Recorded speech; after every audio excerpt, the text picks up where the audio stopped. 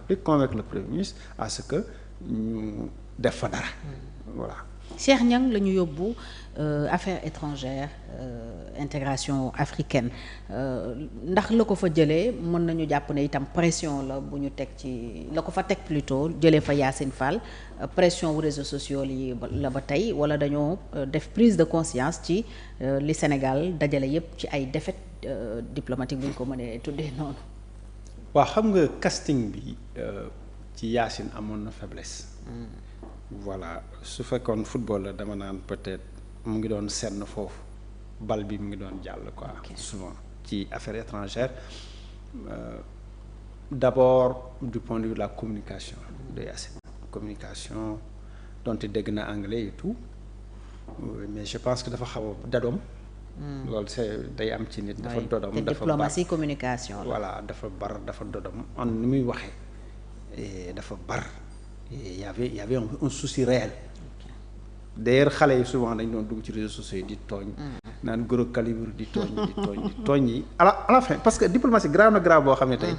soo demoon affaires étrangères man daanaa dem parfois gis ku mel ni Mankeur dans le cadre de mon travail je voyais un peu comment ça se passe.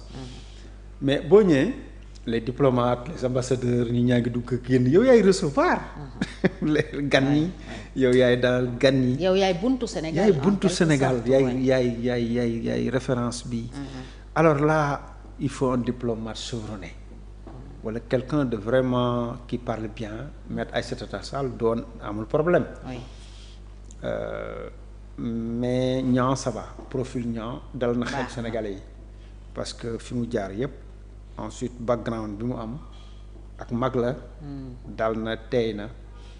xam na monde bi xam na aussi géopolitique ak géostratégie. ku mel noonu moo lay mën a dimbali ci li xew. pourquoi parce que ñoom dañoo jóg ñu ni intégration africaine et affaires étrangères autrement dit intégration africaine lañ jiital. mais dañuy fàtte une chose ñun on est tous africains on aime l'Afrique comme c'est pas possible. ñu bëggee Sénégal on respecte beaucoup les Burkinabés les Ivoiriens suñuy frères lañ. waaw mais boo waxee loolu Fatou bul fàtte ni y a une susceptibilité extraordinaire envers le Sénégal. ak les Sénégalais te loolu soo ko bëggee fàtte da nga def erreur. jiital intégration africaine. yow gars yi boo ñëwee di Sénégalais ils font tout pour di la coincer fii yu sew mais mënuñu ignorer loolu quoi di wax nii rek quoi muy rafet. man voyagé naa dem naa duggante naa ak ñoom gis naa gauche droite mais franchement Sénégalais yi diplomate yi sax dañu sonn. xooli CEDEAO la fa xew fan yee Diomaye moo waroon toog ñu def seeni kii ci couloir yi yu sew yooyu pousse ko ainsi de suite mais loolu dañ koy dund. dañ ci war a tenir compte. waaw ñun def lan kon. ñun dañ koy dund tout le temps bañ ko ignorer. jiital suñu bopp.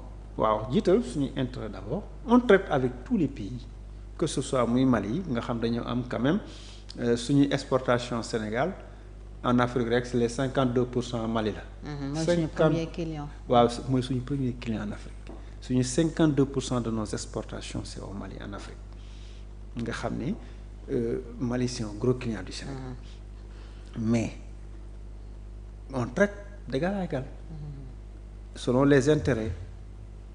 selon fi ñu toll selon ñoom ni ñu jàppe comme exactement on fait avec les Turcs comme exactement on fait avec les Sud-Africains comme exactement on fait avec les Français c'est pareil parce que idée intégration boobu ñoo noonu c'est l'idéal moo gën mais c'est raté intégration africaine c'est raté mën na toog a asseoir kon jiital ko. nga yooyu peine perdue la c'est utopique man maa la ko fii xam nga man kenn gën maa bëgg intégration parce que bëgg nit man naturellement dama bëgg nit amoo problème yooyu mais te voyagé naa j'étais en Mauritanie j'étais un peu mais gis nga intégration bi c'est raté. Senghor moo ko gëmoon Senghor il croyait parce que Senghor dafa jàppoon ni Sénégal Mali Togo ba Côte d'Ivoire war nañ mën a nekk benn réew. Senghor bañ nekk ba sax bàyyi Modibo Keïta mu jiite la confédération bi Togo retiré wu ak Côte d'Ivoire au fait boo ñu naan non duñ fu nekk la vache à lait d'un état fédéral dont Dakar serait la capitale yu mel noonu Ivoiriens yi dem Togolais yi dem Maliens yi des mais teewul le Modibo Keïta bëggoon def coup d'état ni day coup d'état Sénégal Senghor est parti à la radio nationale en disant que l'heure est grave na Sénégal yëpp jóg taxaw prêt pour xeex c'était grave tey ay analystes africains yu nekk RFI wala yeneen rajo dañuy taxaw ñu ni Senghor moo capoté coup d'état bi. gis nga comment ils raisonnent quand on leur a posé moo capoté confédération. waaw les gens sont pas bien parfois. kon ñoom seen panafricanisme bi ñuy woote dañ ko war a teg ci suuf. moi j'y crois pas. ok pas que waxuma ni moo war a am dama ni moo gënoon. moo baax si ñun. mais mënul nekk. moo ñu doon sauver mais mënul nekk. di ko développer nii moo yow tu perds du temps. traiter daal avec les Mauritaniens avec les Maliens avec Gambiens avec ku mën di doon y compris avec les Coréens les Vénézuéliens de la même façon ku la ci jox cër jox ko cër ku la si jàpp ko ku la ci fonk fu la nit teg nga teg ko fu la fu nit teg ko boo amee intérêt commerciaux développé boo amee intérêt politique développé ak ñoom en fonction des régimes qui arrivent là-bas mais gis nga di wax fi intégration tu perds du temps parce que c'est pas possible demal Burkina ba yooyu nga leen di wax ñu céder seen souveraineté là benn puce xalaatuñu ko waaye xoolal maanaam mais tu fais Sénégal fait le malin là yooyu la ñuy wax. ils se croient plus intelligents. waaw les Sénégalais oui les Sénégalais se croient plus intelligents. yooyu moo am léegi nag ñun bu ñu neexee ñuy rêver. diggante j'aime bien le professeur Gadio qui est un ami personnel Cheikh Tidiane Gadio qui croit beaucoup en l'intégration africaine j'aime bien ses idées mais les idées de Nkrumah et tout ça j'aime bien mais je dis c'est des rêves man daal xam nga lan laa gëm ku ma jàpp daal ma jàpp la. foo ma teg ma teg la fa. Assane du ma yàpp kenn du ma xeeb kenn. c'est tout mais gis nga intégration africaine yooyu c'est dépassé même Gambie mënoo ko intégrer xoolal confédération gambienne Abdou Diouf essayé woon. qu'est-ce qui s'est passé.